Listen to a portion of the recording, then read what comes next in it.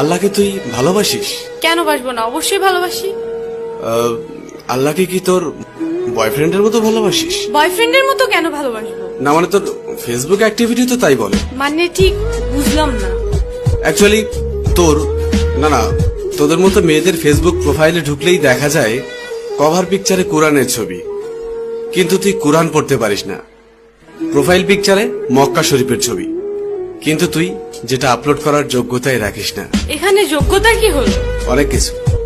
তোর ফিচার ফটোতে 5 ওয়াক্ত নামাজের ফায়দার কথা, কিন্তু তুই 1 ওয়াক্ত পড়িস না। আর একটু নিচে নামলেই দেখা যায় তোর টলটনে রলমলে সুন্দর শরীরের সব পাট পাট ছবি। এই ফাইজলামের বাড়ি কোথায়? এটা কি ইসলামের অবমাননা নয়? দেখ, তোর মুখে কি আল্লাহর নামটা মানায়? তাহলে আমি কার নাম নিব? আমি মুসলিম, আমি তো আল্লাহ নামই নিব। না, তুই বা তোরা মুসলিম না। এই যে বললাম, শুধুমাত্র এদেশে মুসলিম বেশি, তাই